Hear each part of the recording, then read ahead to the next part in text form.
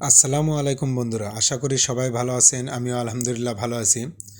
আমরা বেশ কিছুদিন হলে বাংলাদেশে দেখতে পাচ্ছি যে বেশ কিছু জায়গায় বড় বড় অগ্নি দুর্ঘটনা ঘটেছে। সবাই আপনারা জানেন, কিছুদিন আগেই বিমানবন্দরে একটা অগ্নি দুর্ঘটনা ঘটল। তার আগে আমাদের চট্টগ্রাম ইপিজেটে অগ্নি দুর্ঘটনা ঘটল এবং আরও উল্লেখযোগ্য যে আমাদের মিরপুরেও একটা বিশাল বড় অগ্নি দুর্ঘটনা ঘটে গেল। তো এরই উপরই ভিত্তি করে আমাদের যেহেতু কারখানা, আমরা অনেক শ্রমিক একসাথে আমাদের অফিসে চাকরি করি, তো সেখানে বিগত বিগত বলতে প্রায় সময় মানে 2-1 মাস পর পরে আর কি অগ্নি মহড়া চলে। অগ্নি মহড়া বা আমরা যে ফায়ার ড্রিল বলে থাকি সেটা চলে। তো তারই প্রেক্ষিতে আজকেও আমাদের অফিসে একটা ফায়ার ড্রিল হলো।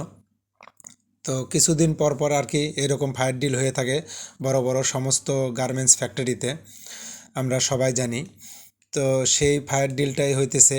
এটার উদ্দেশ্য হলো যে যদি ফ্যাক্টরিতে বা আমাদের অফিসে বা যে কোনো অফিসে যদি অগ্নিকাণ্ড ঘটে যায়, মানে আগুন লাগে, তাহলে শ্রমিকদের যে কি কাজ করতে হবে সচেতন করার জন্য করে আর কি এই অগ্নি মহড়াটা হয়ে থাকে বড় বড় প্রতিষ্ঠানে। তো এখানে প্রথমত শিক্ষা দেওয়া হয় যে একটা বিল্ডিংয়ে বা একটা ফ্লোরে যদি ফার্স্টে আগুন লাগে, তাহলে সেটা কিন্তু খুব অল্প সময়ের মধ্যে 5-10 মিনিটের মধ্যে কিন্তু বিশাল আকার ধারণ করে না।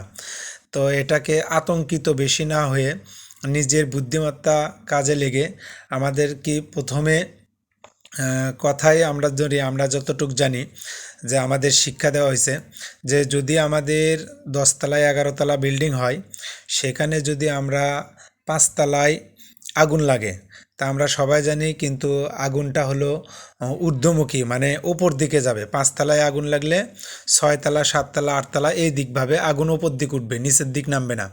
তাহলে অবশ্যই 5তলায় আগুন লাগলে সর্বপ্রথম যে 5তলাটায় আগুন লাগে, তাহলে সেই 5তলার লোকজন আগে বেড়ে যাবে, বেশি দৌড়াদৌড়ি ঝাপাঝাপি না করে।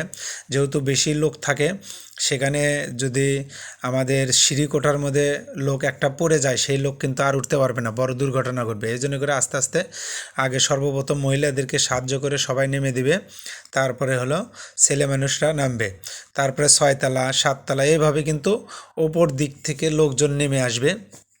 তারপরে আমাদের নিচতলা যে বিল্ডিংটাতে আগুন লাগে, তারপরে নিচের বিল্ডিং থেকে আস্তে আস্তে লোকজন নেমে যাবে।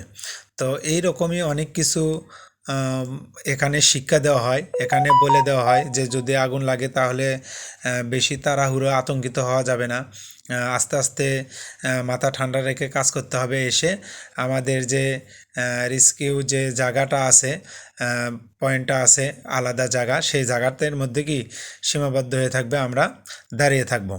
আজকের ভিডিও এই পর্যন্ত। আল্লাহ হাফেজ। সবাই সুস্থ থাকবেন, ভালো থাকবেন।